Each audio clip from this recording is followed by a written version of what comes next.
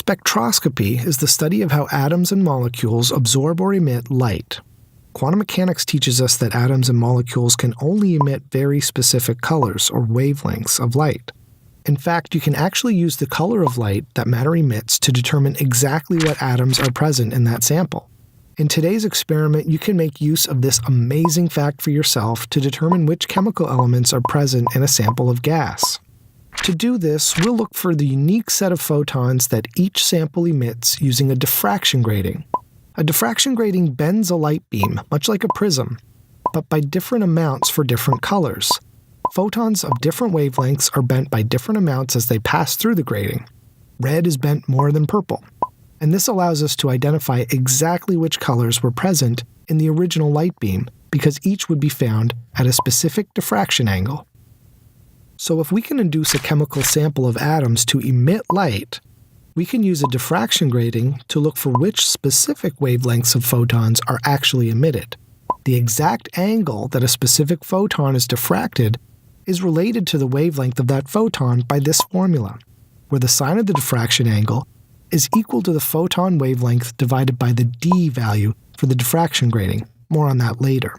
This set of emitted photons, also called a line spectrum, acts like a unique signature or barcode for every unique atom in the sample and allows us to determine exactly which elements are present. To make atoms emit light, we'll be using what's called a discharge tube.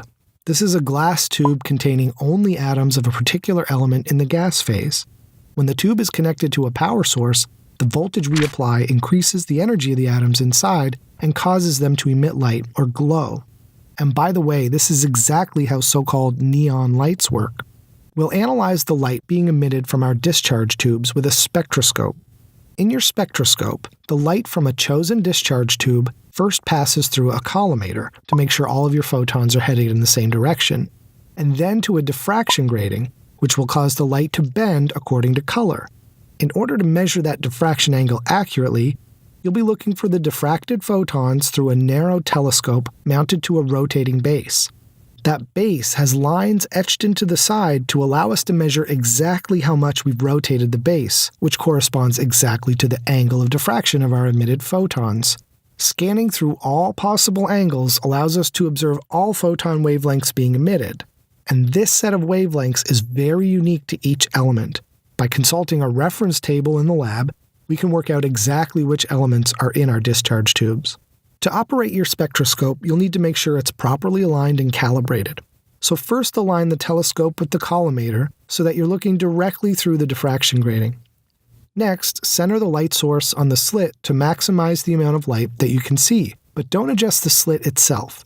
Instead, you can slide the entire spectroscope from side to side slightly if necessary. It's important to make sure that the crosshair you see when looking through the telescope is exactly centered on the slit of light, and that the angle measurements on the scope read 0 degrees on the right side and 180 degrees on the left. The angle can be read by looking for the point where the 0 on the top scale crosses the bottom scale. Here you can see that the reading is about 5.2 degrees, so we'll adjust to 0. Alright, now that the instrument is aligned, we'll need to make sure it's calibrated properly.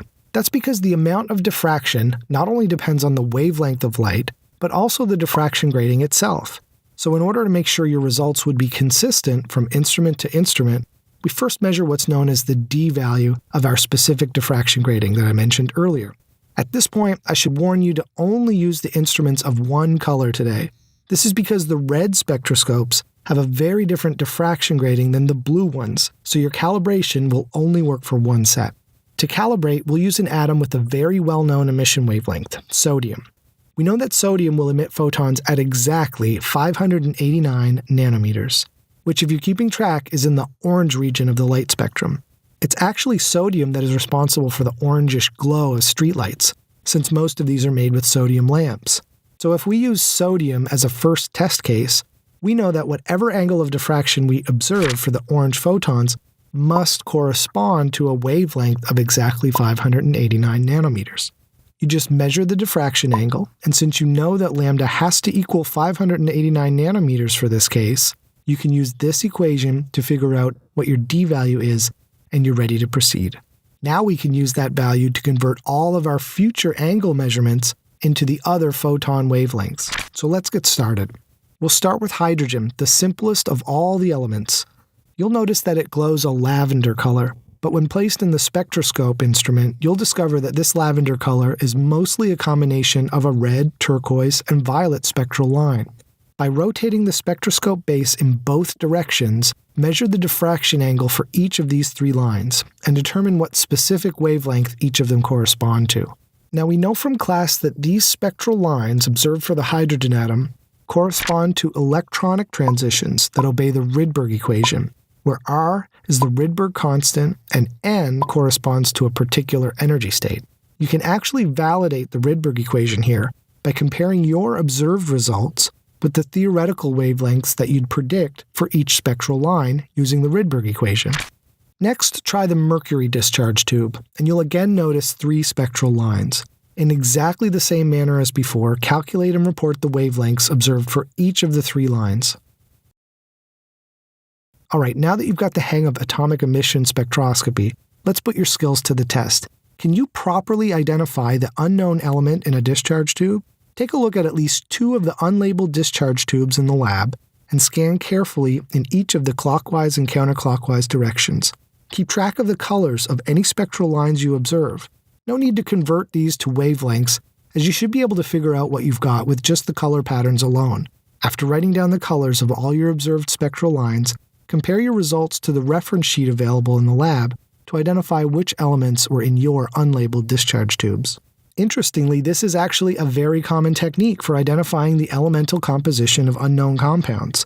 By breaking molecules down into their atoms and heating the system up, we can look for spectral lines of specific elements and determine the atomic composition of chemical samples. So the math for this lab basically involves three types of calculations. The first thing you'll need to know is how to get a proper reading from your spectroscope. The dial on the right-hand side of the instrument begins at 0 degrees and increases in the counterclockwise direction. So if you rotate the base in the counterclockwise direction, you can simply read the angle directly from the gauge. However, if you rotate it in the opposite direction, say 5 degrees, then the gauge will be reading 5 degrees past 0 in the opposite direction, which will actually be 355 degrees, since 0 is actually the same as 360 degrees of a full turn. So when going in this direction, be sure to subtract your reading from 360 to get the true angle of diffraction. Once you measure the diffraction angles in both the clockwise and counterclockwise directions, simply average them to arrive at your final measurement. Next, convert all of your measured diffraction angles to photon wavelengths. You'll use the d value you previously determined along with this relationship. Double check that the wavelengths you calculate correspond to the colors you observed by using the table available in your lab manual. Finally, you'll use the Rydberg equation to double-check your measurements for the hydrogen atom spectral lines. The value of the Rydberg constant is given, and so are the combinations of atomic energy states that correspond to the spectral lines you observed. You just need to solve for the 1 over lambda part, and then invert it by dividing 1 by the number you get. That should do it for this lab. Enjoy your foray into atomic emission spectroscopy, and don't forget to be safe.